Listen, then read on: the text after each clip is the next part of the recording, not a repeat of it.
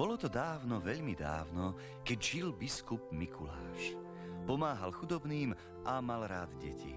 Učil ich, aby sa navzájom milovali, aby si ctili rodičov, príbuzných a všetkých ľudí. Na svätého Mikuláša stal sa tento príbeh. V malom domčeku na konci dediny býval so svojou mamkou chlapec, ktorého volali Janko. Bol to veľký nezbedník. Janko, Janko, ty ma utrápíš. Na Mikuláša hneval Janko mamku väčšmi ako inokedy. Bez dovolenia si bral z komory i pivnice všetko, na čo mu prišla chuť.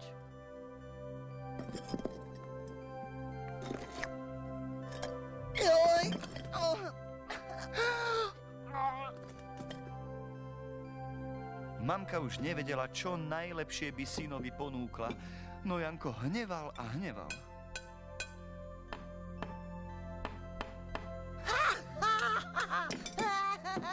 Synček môj, zapamätaj si, jedlo si treba vážiť.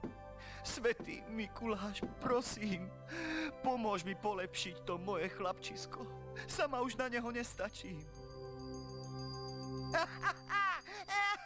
To sú iba také babské reči. Ja toho Mikuláša zaženiem až za dedinu. Janko, Janko, je na čase, aby si mamku odprosil za všetko zlé, čo si urobil a mal by si jej viac pomáhať pri robote. Aké ty máš smiešné fúzy. To bude asi strýko mazanec v tetkinej sukni. Ani Mikuláš si s roztopašným chlapcom nevedel dať rady. Preto požiadal o pomoc nebesá. Poslali mu anjela, aby Janka po dobrodky naprával. No Janko nie a nie sa polepšiť. V tom sa začali diať čudné veci.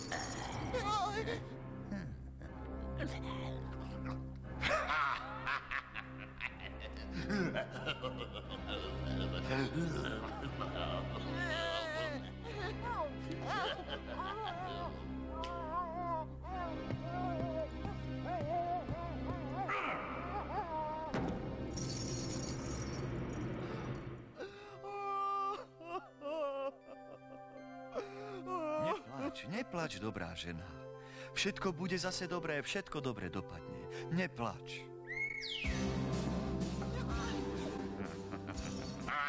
Tak si vyber, Janko.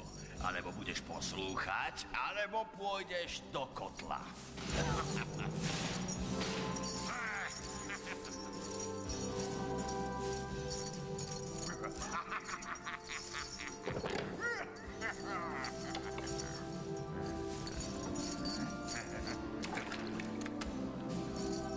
Tak hýb sa a rob už.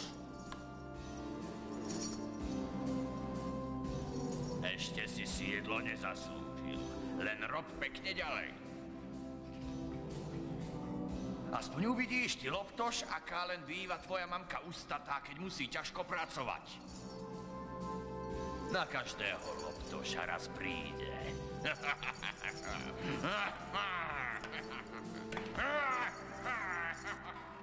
Mamka sa o Janka čoraz viac bála. Rozhodla sa ísť opäť s prosbou za Mikulášom. Neboj sa už o Janka, dobrá žena, vráť sa domov.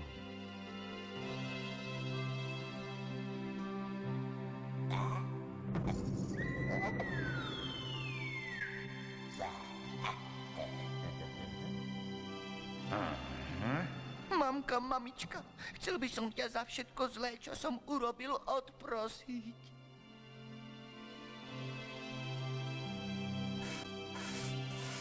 Ach, to bolo radostné stretnutie. Od tých čias nebolo v dedine poslušnejšieho chlapca, ako bol Janko.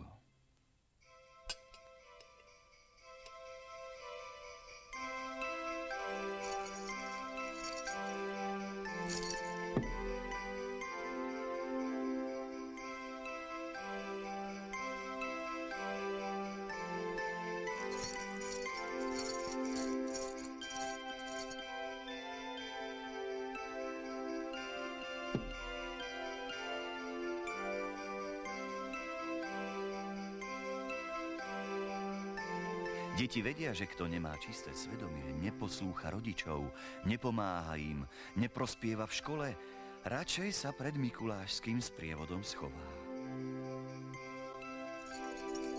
Na pamiatku svätého Mikuláša 6. decembra ľudia si pripomínajú jeho láskavosť i dobrotu a v jeho mene robia svojim poslušným deťom darčekmi radosť.